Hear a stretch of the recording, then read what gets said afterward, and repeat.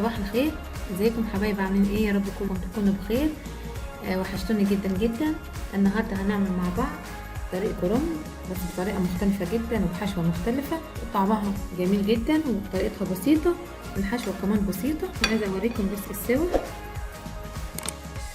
حبايبي، بيبقى طعمها جميل جدا. بس عايزه بس اوريكم ده بدوب. بصوا الرز مش معجن. يلا نبدأ مع بعض الفيديو ونشوف هنعمله ازاي. هنقول مع بعض المكونات اللي هنحتاجها للوصفة. هنا معايا صدر فرخة فرمان حوالي ربع كيلو، معايا حزمة كزبرة، معايا حبتين من الطماطم، حبتين من البصل، حبتين من الفلفل الألوان، معايا معلقتين من الصلصة. والبهارات هنا هحتاج معلقة ملح صغيرة، معلقة كزبرة صغيرة، معلقة كمون صغيرة، ربع معلقة فلفل أسود، معلقة 7 بهارات صغيرة.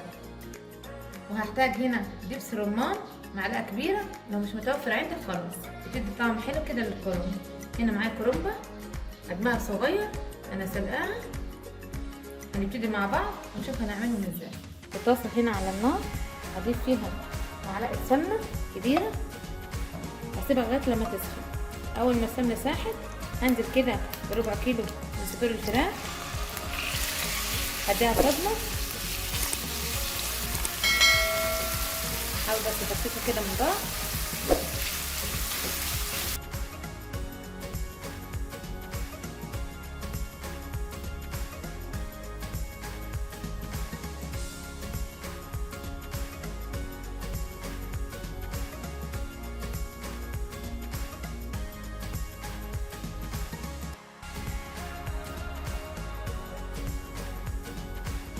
بعد ما الفراخ اتشوحت معايا هنزل كده بحبتين البصل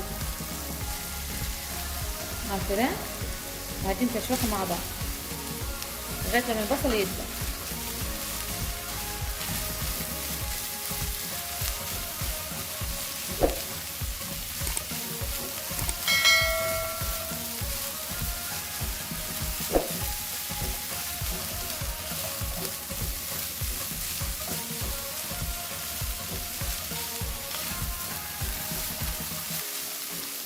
البصل هنا مش فرمان، انا بحب البصل اللي كده يبقى باين في الكرنب، بتحس كده ليه طعم كده مميز وبيدي طعم حلو للكرنب غير لما بتكون فرمان. فانا بحب اقطعه قطع صغيره بالشكل ده، بيفرق جدا في الطعم.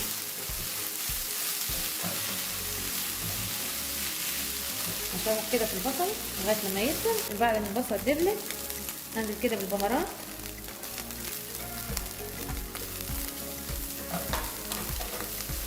وادي تشويحه للبهارات مع البصل وصدور الفراخ.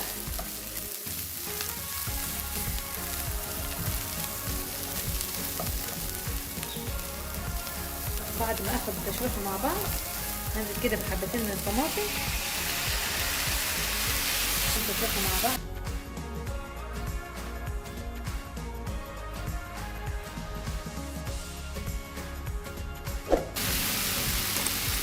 بعد كده هنزل بحبتين من الفلفل الالوان، هسيبهم كده لغايه لما يتبلوا مع بعض.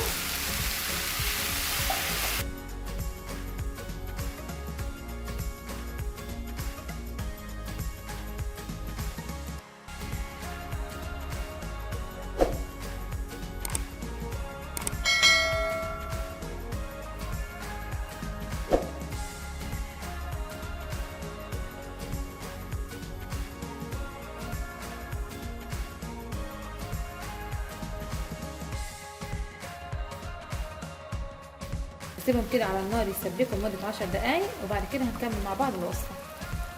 انا سبت الحشو على النار لمدة 10 دقايق بس. هنقطع مع بعض الكرنب.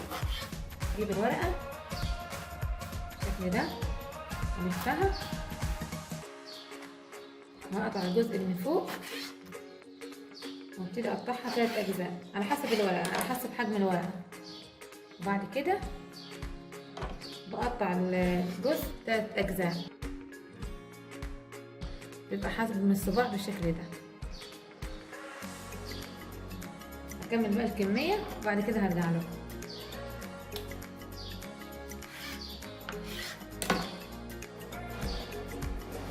بعد ما قطعت الكرنبة بالشكل اللي وريته لحضراتكم، والتسبيكه عدى عليها 10 دقايق على نار هاديه. عايزه اقول لكم طعمها خطير. هنا معايا كوبايتين رز مغسولين مصفيين كويس. انزل كده بحزمه الكزبره،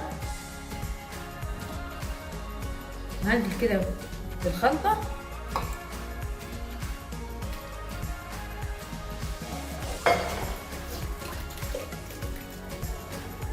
وهبتدي كده اخلطهم مع بعض كويس. لو عايزاها سبايسي ممكن تضيفي ربع معلقه شطه. اخلطهم كويس كده مع بعض.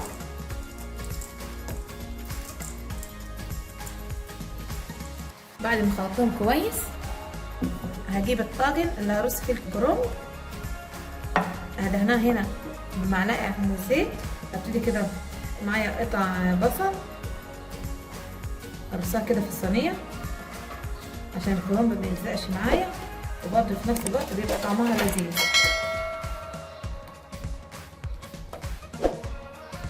كده.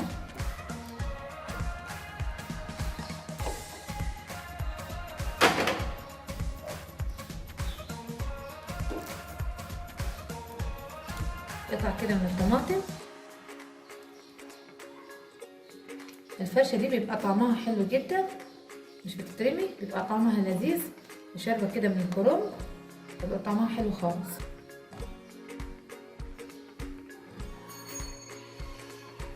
معايا شويه كزبره وشويه كمون وشويه ملح. هبتدي كده ارشهم كده على البصل والطماطم.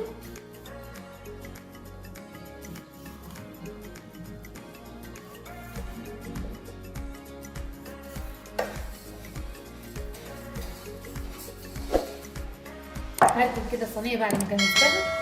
هنبتدي نحشي مع بعض الكرنب.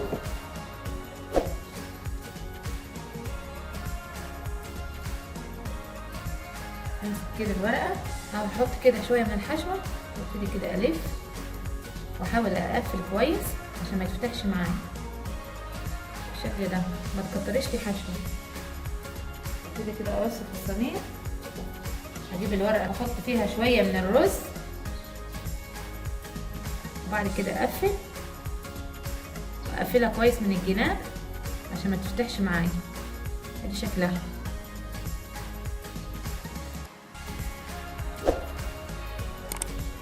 كده ارص في الصينيه.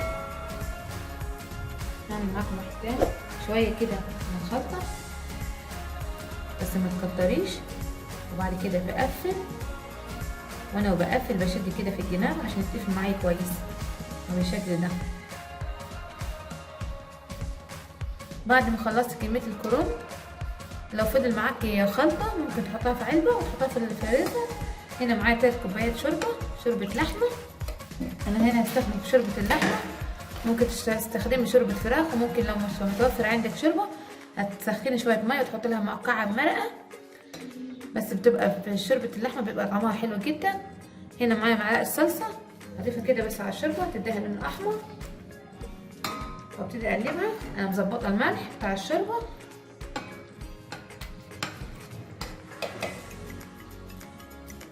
ابتدي كده اصب على الكرنب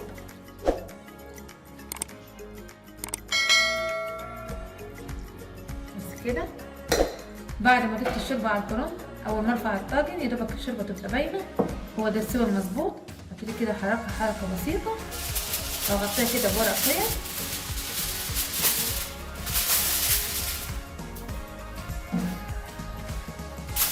كده كويس.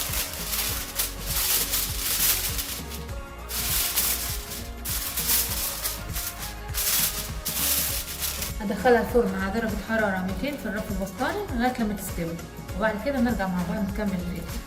هذا الكرنب بعد ما استوى اخد بالظبط ساعة الا ربع وكان استوى خالص.